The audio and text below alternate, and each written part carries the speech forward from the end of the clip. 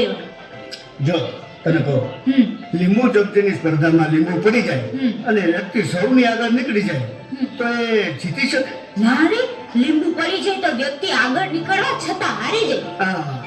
આ લીંબુ એટલે આપણા સંબંધો. આ સંબંધોને લીંબુની જેમ સાથે રાખવા જોઈએ. સંબંધો સફળ થવા માટે પૂરક છે અને સફળ થયા પછી સંબંધો વગર અધૂરક છે. વાહ, તો ક્યાં ક્યાં સંબંધો સંભાળવા જોઈએ? પ્રથમ સંબંધ માતા પિતા અને ભાઈ બહેન, બીજો પતિ પત્ની, ત્રીજો ગુરુ શિષ્ય, ચોથો મિત્ર, પાંચમો પ્રકૃતિ, છઠ્ઠો રાષ્ટ્ર અને સાતમો સંબંધ ભગવાન સાથેનો. આ સાતેય સંબંધમાં સ્વાર્થને બદલે સ્નેહ આવે તો જીવન આનંદથી છલોછલ ભરાઈ જાય.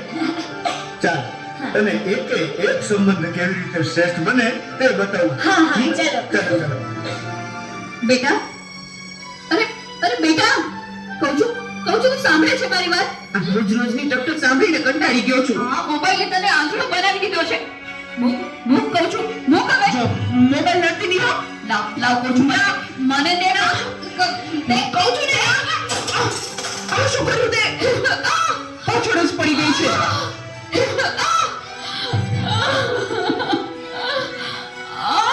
બોલાવતી નહીં હવે મને. હે ભગવાન, શું કરવું મારે આનું? કઈ સમજાતું નથી. આજે ખરેખર આ સમસ્યા છે. મોબાઈલે માતા પિતા પ્રત્યેનો ભાવ સાવ ખલાસ કરી નાખ્યો છે.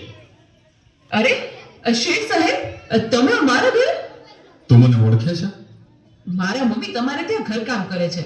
એ સુશીલા એન્ડ કંપનીના માલિક ને. તમને તો આખું શહેર ઓળખે છે. તને ખબર છે બેટા સુશીલા કોણ છે અને હું આ સુશીલા કંપનીનો માલિક કેમ બન્યો? ના. તો સાંભળ. અતિશય સાધારણ કુટુંબમાં મારો જન્મ થયો. Presented by Tapovan School, Rajkot.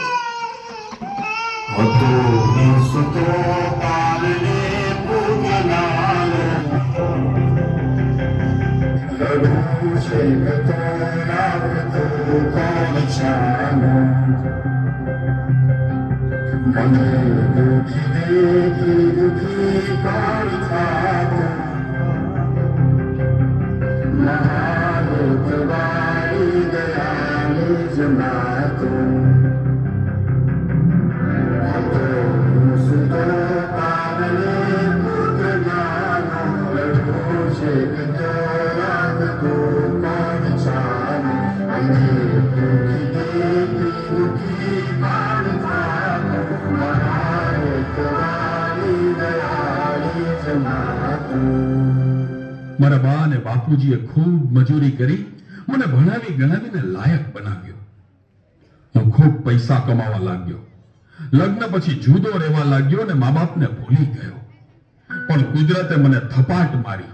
મારી બંને કિડની ફેલ થઈ. મારી પત્નીએ આ વાત સાંભળીને ડિવોર્સ લીધા. પણ મારી માએ જ્યારે આ વાત સાંભળીને ત્યારે ગાંડી ગેલી થઈને દોડતી મારી પાસે આવી. Presented by Tapovan School, Rajkot. અરે દીકરા એમાં શું પૂછાઈ ગયો હે? હું છું ને તારી માં. હું જીવું છું ને ત્યાં સુધી તને કઈ નહીં થાય દીકરા. અરે ભગવાને મને તારા માટે જ તો આ બે કિડની આપી છે. ડોક્ટર સાહેબ, તમે મારી આ બે કિડની કાઢી લ્યો. પણ મારા દીકરાને કઈ ન થવું જોઈએ સાહેબ, કઈ ન થવું જોઈએ. માથી મોટું કોઈ નહીં, મને ન હોય ધડ કે જગદીશ, સૌ કોઈ જમાવે શીશ, અંબા આગળ Alia. Presented by Tapovan School, Rajkot.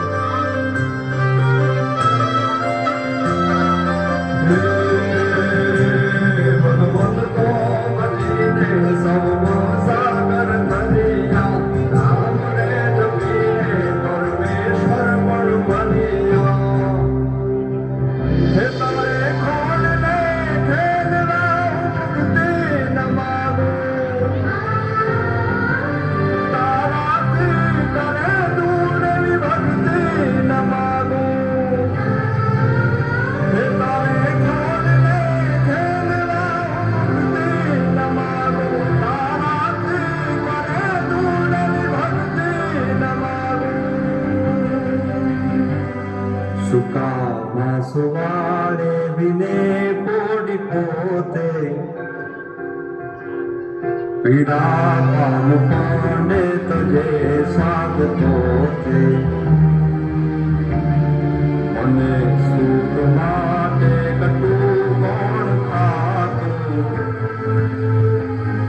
મારે તમારી દયાળી જમાતું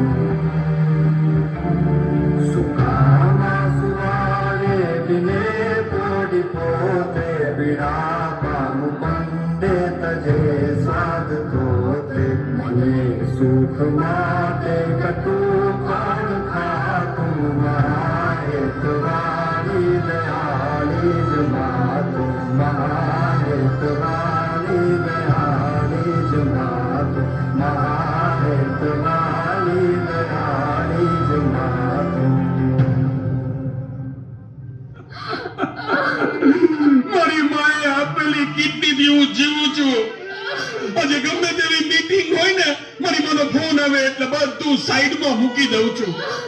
તને ખબર છે તારી મમ્મીએ એનું છેલ્લું ઘરેણું એનું મંગળસૂત્ર ગીવે રાખીને તારા બર્થડે માં આ ફોન આપ્યો છે અને ત્યાં ફોન માટે હળદૂત કરી તારી માને હળદૂત કરી.